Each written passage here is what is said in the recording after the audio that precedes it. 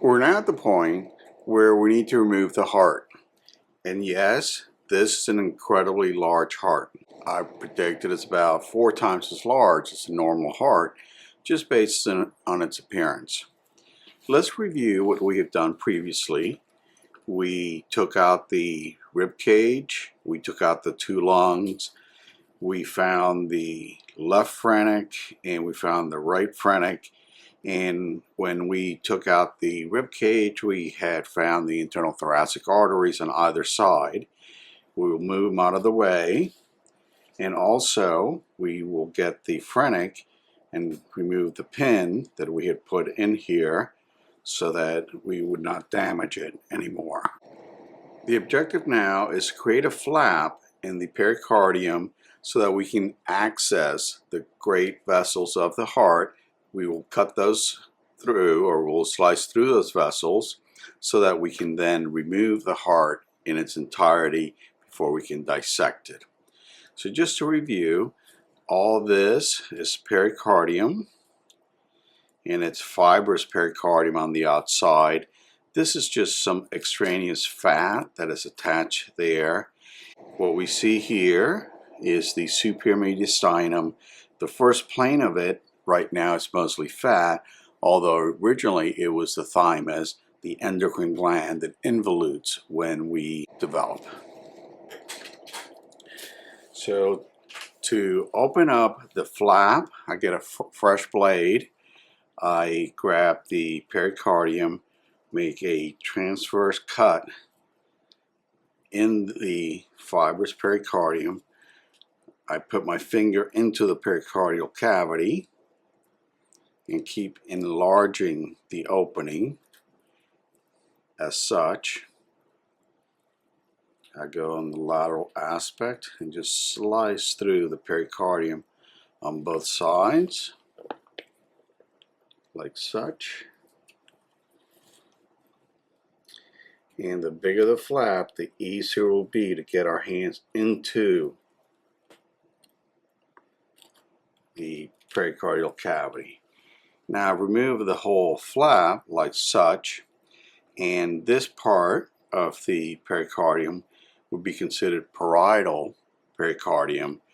The visceral pericardium will be in this surrounding the actual heart itself.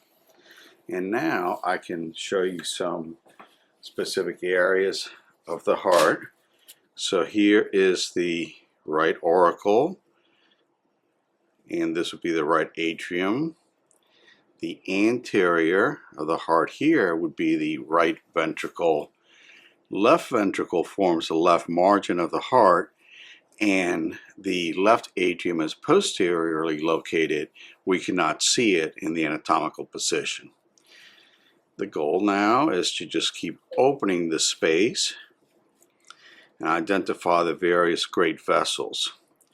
The easiest one to find is, and in fact I'm going to try and remove most of the pericardium because this is such a large heart that it really makes it. And in fact there's some dried up blood or mucus. Perhaps this individual aspirated some right before death. So what do we see at this point? Well, this is actually the aorta, which has collapse. This is the pulmonary trunk, which is actually anterior to the aorta. This area right in here. And it's all covered with fat at this point because this is a pathological heart. The superior vena cava would be draining right in here. And again, I'm just rimming or creating spaces with my finger so that I'll be able to then easily cut through the vessels when I am prepared to take the heart out. Between the superior vena cava and the aorta is the transverse sinus, where I can put my finger in here And this is what a heart surgeon would do prior to attaching the heart to the heart-lung machine. This is the transverse sinus. The oblique sinus is sort of behind the heart. I will show that to you once I then, well, you can actually see it here. Here's the oblique sinus. So the only vessels that we're missing now are the inferior vena cava. And again, I'm just pushing my fingers through to create space. It's hard to make out the inferior vena cava right here, but that is exactly where we'll demonstrate the opening once we cut through it. And so the last vessels that are left are the pulmonary veins. Those enter into the left atrium posteriorly. We'll have to change the camera angle to demonstrate that. So at this point, I'm ready to start slicing through the vessels. So the first one will be the superior vena cava.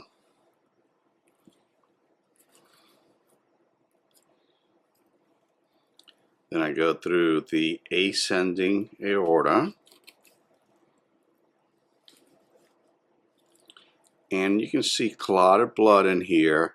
This was blood that was left in the heart. It's not an actual blood clot that would be pathological. This was left in here when the patient died, and after we embalm it, the blood becomes embalmed. Then we go to the pulmonary trunk, slice through this.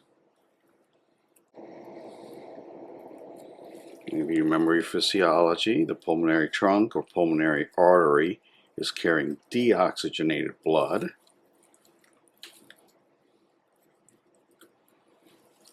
We now find the inferior vena cava again and slice through it.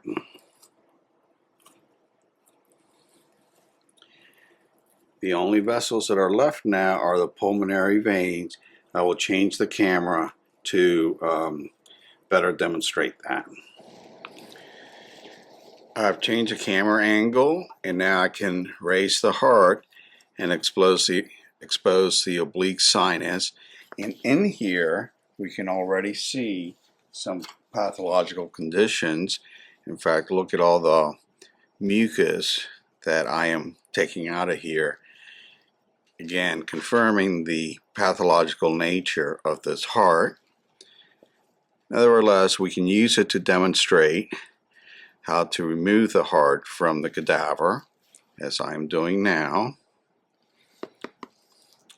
And all that's left to do before we can lift this heart out of its pericardial cavity is cut through 4 pulmonary veins.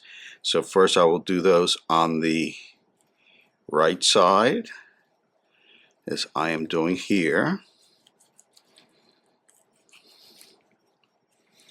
And then on the left side, one had been cut previously, and I can now finish removing the heart from this pericardial cavity.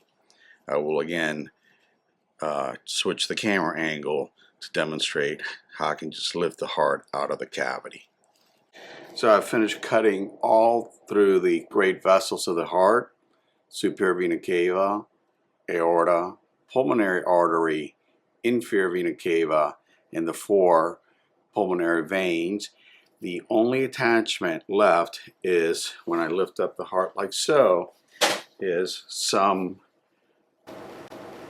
parietal pericardium,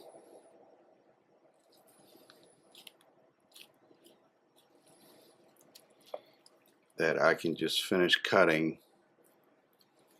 And now the heart has been removed. It's in its entirety. And you can see I can lift it up. I can turn it around completely. Show you now the atrium back here after I get rid of all this mucus. And they are the pulmonary veins that I sliced previously. This would be the left atrium right in here.